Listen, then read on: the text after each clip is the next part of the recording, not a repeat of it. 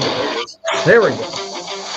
Welcome to Better Credit, Better Home, your source for the latest local and national news that can impact you if you are in the market for real estate. Here are your hosts, the Kingwood mortgage guy, Mike Durr, who uses his 25 years as a mortgage professional to help people improve their credit, and Joe Salas, an accomplished home inspector, real estate agent, and trainer of new agents for Byrd Property International.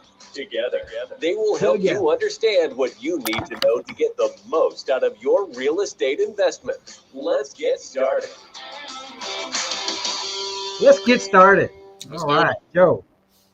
Things are good, man. Let's see what I've got here. It is still bottom of the sixth. We got a man on third base, though. That's what I'm focused on today. Astros, and a little bit of my stuff today is going to have some Astro stuff. But Joe, talk to me. Tell me what's going on in your world. I've been staying busy, man. Dealing with some buyers right now. One of them is an out-of-state buyer. One of them's local. I say local, but they're in Rosenberg. Got one in contract. The other one's, we're kind of still looking around. Selling homes, helping people buy homes, and doing inspections. Just everyday thing for me. So there are homes still being searched for and bought today. That is correct, right? Absolutely. Yep. Right, that's good to know. You know, sometimes we get lost in the negative news, and unfortunately, the information that I brought today is not very appealing. But what I would suggest we do is we move on over to some fun stuff. But no, I'm going to stop that. First, we're going to talk about what we're going to talk about. My humor is about the Astros, and I did find some interesting and I thought clever things. We're talking about zero down home grants, the heroes, first time home buyer, public service. This little article, rates are high and credit is getting tougher. That's not good news. So we'll just talk and see what we talk about that. Credit score, how much difference does it make? And so what I did on this one is I just put it into dollars, and I can show you what the difference in a good credit score would get versus a not so good credit score. Inflation is the key to the housing slump. Americans tapping home equity despite rates. And then I'm going to share with you what rates are this minute, right now, on 15-year and 30-year mortgages. So that is what I've got planned today.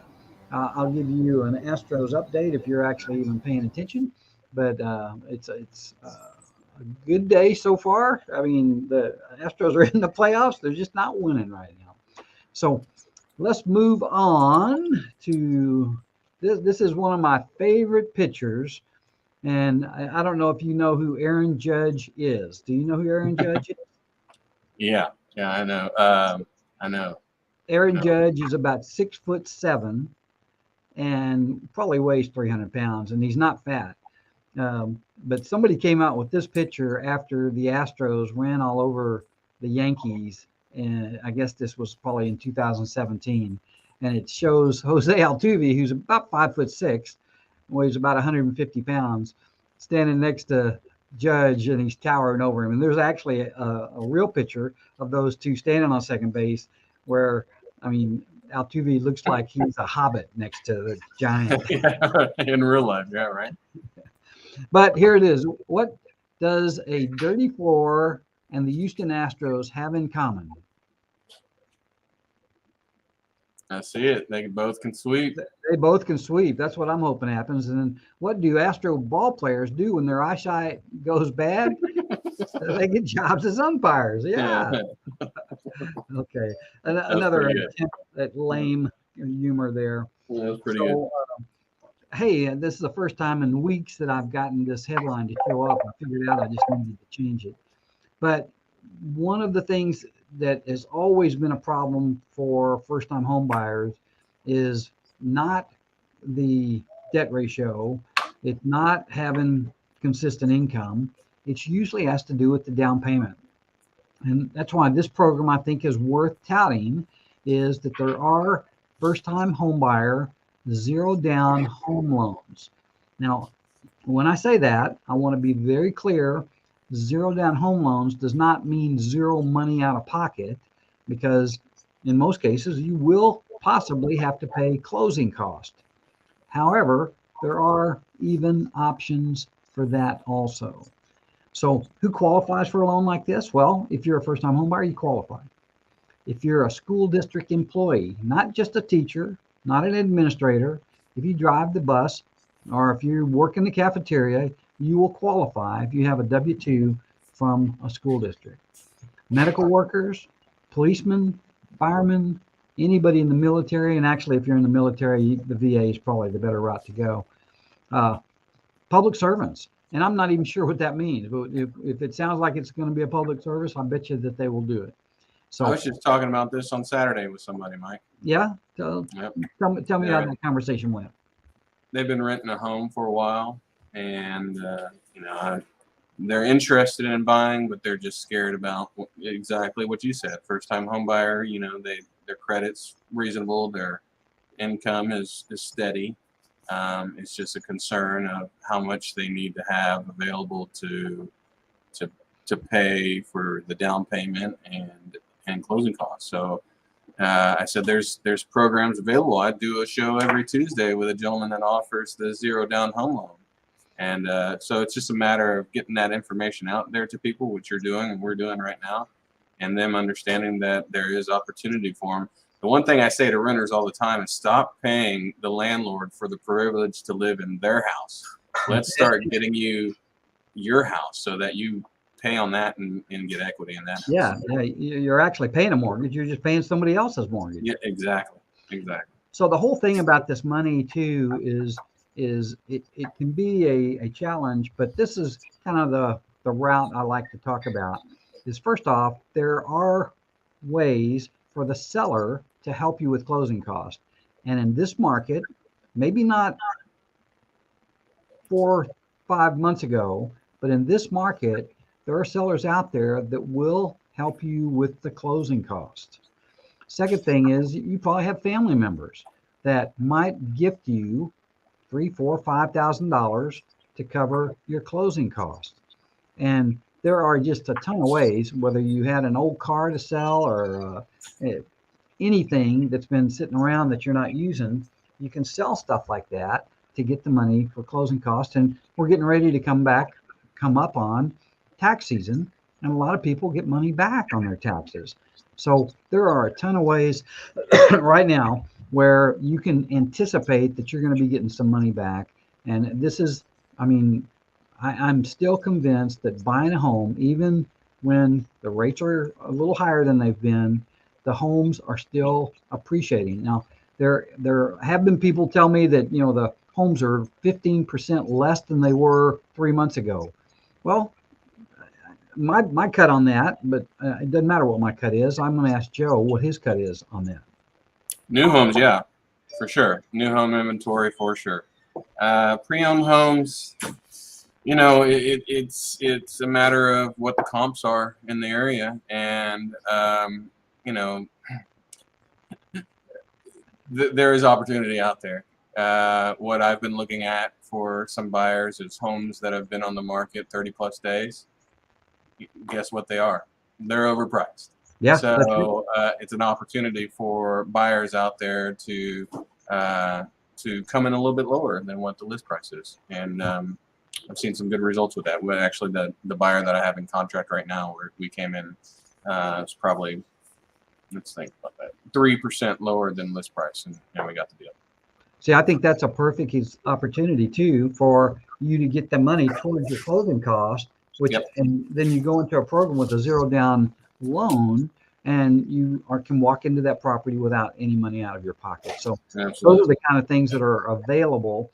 And the truth is, there were people probably up through May, maybe even further along than that were anticipating people paying anything that they put out there for their home. And there were a lot of times that people overpriced their home. So if there is any evidence of the homes shrinking in price, it's not because of any other reason than they overpriced it to start with. That's what I'm saying. So first-time home buyers, if you're out there, there's opportunity here, as there is. Just think about it. This is not some thing that is not man-made. This is a man-made problem that we have, and it can be fixed. And I think that with the election coming up, I think some of it's going to be fixed. But this is an article. Let's see if I can put my hands on this article real quick. The article's headline is, "It's bad enough mortgage rates are over 7%. Now it's harder to qualify for a loan." And so it kind of goes down this road that at this point in time, we honestly don't know where rates are going to go. I don't like to say that, but I have to tell you the truth. We don't know. Back in the 80s, we had a president that wasn't sure how to manage the economy, and rates went up to 15, 16, 17, even 18%. But they came down real fast after there was some smart people in leadership, I'll say. Along with that, you've got inflation, and people are using housing as a way to fight inflation when all they're doing is they're just kind of like putting coal on top of a hot fire. It's just raising the cost of living more. I'm still not sure I understand how raising interest rates reduces inflation.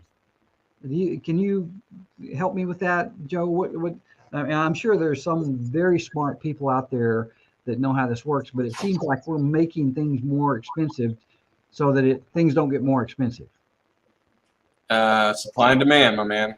Supply and demand. When you have less of a demand, you get more supply. When you have more supply, prices usually drop. So that's what they're doing. They're messing with the demand because, like you say, there's people that are having problems qualifying, so that reduces the demand on housing. And if the demand on housing goes down, guess what else goes down? The demand on lumber, demand on steel, demand on appliances, etc. And it's a domino effect. And it usually happens both ways, right? So when interest rates were low, there was a higher demand on housing. So and then combine that or compound that with the problem of COVID, where supply dwindled because people couldn't go to work. And then there's a high demand on those goods. You got the inflationary value ballooning. But my take on it, and not to get into the weeds on it, inflation to me, when there is high corporate profits, it's questionable, right? Because corporate profits right now are at the all-time highs in the last 10 years or so. And to me, that doesn't jive with the inflationary idea, because profits would be less in other words, right? So there's some thought behind it. I've been reading a lot lately on the internet, but that's getting into the weeds. We'll keep talking about more. Well, so my only thought on that is that the one thing that I know that drives cost up is transportation. Okay, if it takes more money to get your products to the market, then I don't care if you're shipping eggs or pigs or lumber or roofing parts or anything, if it costs more, and the trucks don't cost any more, but the gas or fuel or electricity to get them there costs more, that has a tendency to have a broader effect on the cost of living than housing just by itself.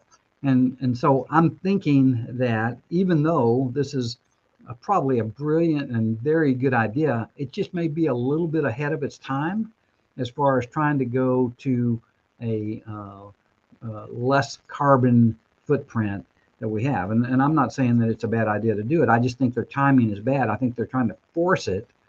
And so I'm going to hang with that. And I love the idea. I want a cleaner air, cleaner water. I want all those things, but I don't want to die on the vine trying to get it. So I think that there's that argument, but we'll have that argument another day too. So anyway, but the bottom line is it is more expensive right now. Qualifying, what's going on with qualifying is because rates are going up, income is going up also, but it's not going up very much. It's not going up near as much as inflation, which causes a little bit of problem for lenders that are making loans to people that are having a little bit of trouble making their ends meet. And so that's one of the frustrating parts that is reality. And so when you're looking at buying a home, we don't want to put you in a position where you can't win and gain in the equity and the long time benefits of living in a home. We just want you to be careful. And the lenders are kind of enforcing that as part of that. All right. So this one is, do credit scores matter? So what I did is I looked at two different credit applicants. One of them has a 748 FICO score. The other, I think, has a 590 or something. But the number I used 600. And I did both of these guys in an FHA loan, about a $350,000 FHA loan. What I found out was that the interest rates, and I don't remember what the interest rates were right off the top of my head, but there was about a half point, maybe a little more than a half point difference in the two different payments. Let me see if I wrote it down. The interest rate on the FHA loan for the 740 FICO was, if I'm reading this right, was 6.625. No, that's not right. 6.5%. I got interest rates all over this page. Maybe I'm not reading it right. I just want to get it right. Hold on.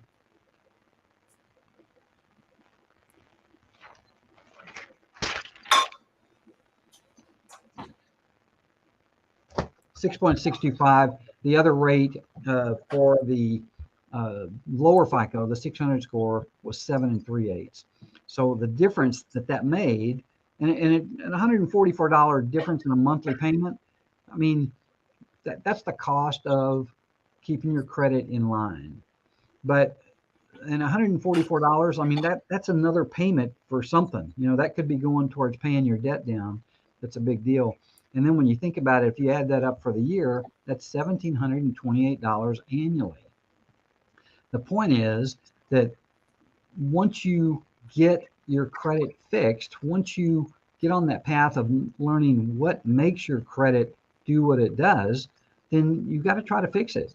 And that's about, you know, making sure. It's kind of like going back to the Dave Ramsey stuff. And I think I know that Joe knows I'm a Dave Ramsey fan 99% of the time, 93% of the time, I'll say. But his whole deal about you don't need credit card debt. You don't need credit card debt. And that's really what this is about.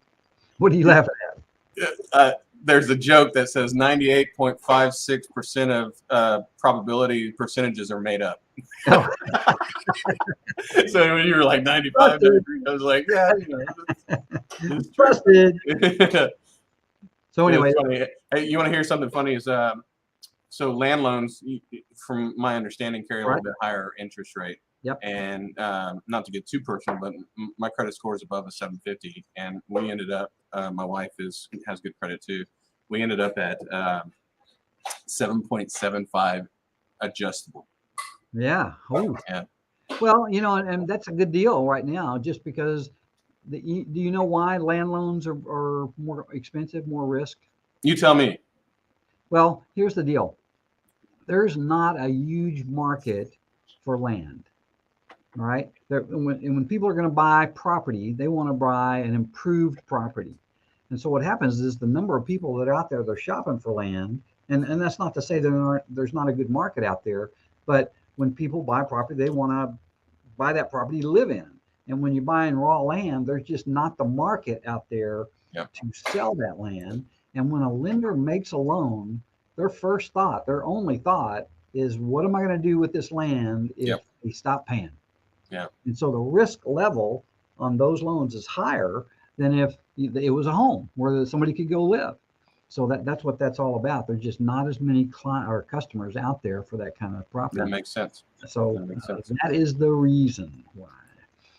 All right. So inflation is sucking the winds right out of real estate. This is, I used the same chart last week because it's really the same information. But what's going on is inflation is a problem. It's at a historic increase right now. And until that starts getting tamped down, and however these guys are playing, they've got one tool that they're using to tamp down inflation right now, and that is with interest rates. And it's not just mortgage interest rates. They're doing the interest rates that you get money from banks, and I guess that's one of the things we feel it in our industry pretty hard. But it's not just that. Banks lending to other banks, banks lending to consumers for business things.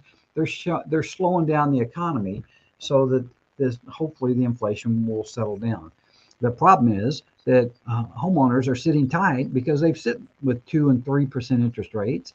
First-time homebuyers are scared to death that if they buy, they're not going to be able to pay. But the good news is you can lock in pretty decent rates. I mean, historically, 6-7% is not a crazy interest rate.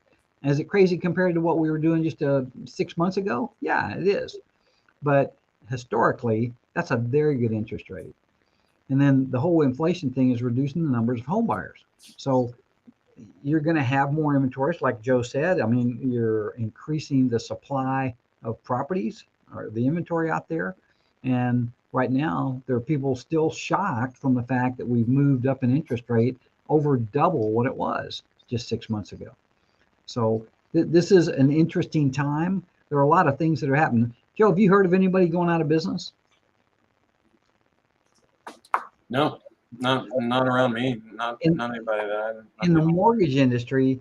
There every day we hear of thousands of people being laid off. Yeah, I've heard about that. In many cases, some of the lenders are moving out of certain channels of their business. They're moving it around. They're just trying to get business wherever they can.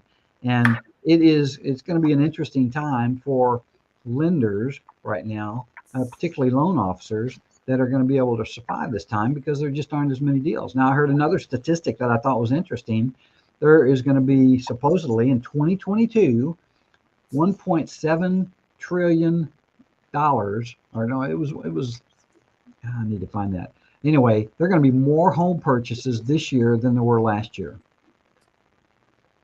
That's hard to believe. Now, obviously, there's no refinances. There's nobody refinancing right now. Nobody wants to refinance to a higher rate. But the fact that the homes are still selling and more than they were the last year, I think is a good sign, particularly good for realtors. And for mortgage guys, it's just going to be tough. We're going to have to see who survives. I plan on surviving. All right. Other things that people are doing right now, and there are 3 ways we talk about how to get money out of your house. And a lot of people don't know that there are 3 different ways to do this. One is to do a cash out refinance, which is probably the least likely chance or the least favorable way to do it, just because you may have a better interest rate than what you can get later. The second 2, the home equity loan and the home equity line of credit, are second liens. And what the difference is that the first lien that you have that might have that 3% mortgage, you keep that. And what you do is you get a second lien on top of that that's either done in a, what we call a, what's the term we use? A straight loan. It's a fixed rate loan where you have an interest rate and you have a time period, and you pay equal payments throughout that time period to pay off the loan. Some people like that. It's preferable to them. Other people go for something that's called a home equity line of credit. Now, the line of credit is like a credit card, and what they do is they say, we'll give you $40,000 as your second lien. We'll put that money in an account, and you can draw upon it anytime you like. You can also pay it back anytime you like, and that's an adjustable interest rate. And those are types of loans where if it's going to be a short-term thing, obviously the home equity line of credit is a better way to do it. If it's a home improvement, it could be that the fixed rate version of the second lien might be the better way to go. And if you ever wanted to look at numbers on that, I'd love for you to call me. I can help you work that out. All right. Any questions about that, Joe? Let me ask, if I wanted to do a home equity line of credit to buy the land that I just bought instead of doing a mortgage on that, would that have been possible? Absolutely. Absolutely.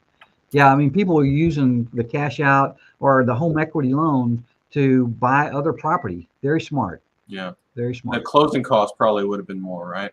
Well, actually, on the 2 second lien products, there are no closing costs. Okay. So, if you in fact are doing a loan that has closing costs, these two generally come with, if there are closing costs, they're minimal. Okay. Okay. Now the cash out refi is a regular refi, and Yeah. you do have closing costs on those, and you don't do that unless you're at least maintaining par with the interest rate that you've got. Are there appraisals involved in all three of these, or just? So on the cash out refinance, there's absolutely an appraisal required. On the home equity loan of credit and the home equity line of credit, a lot of times they'll use an AVM, Okay. an automatic valuation system. Yeah.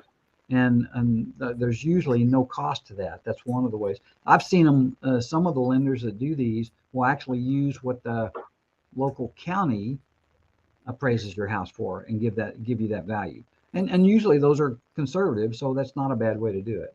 Yeah. So they do everything they can to keep the cost low on that. Good questions. Thank you for that, Joe. And then the interest rates today. I did this on conventional loans. If today, within the last 30 minutes, I looked at rates, and on a 30-year fixed rate with a conventional credit score of over 740, interest rate would be 6.99 on a 30-year fixed rate. The 15-year version of that same thing is 6.25.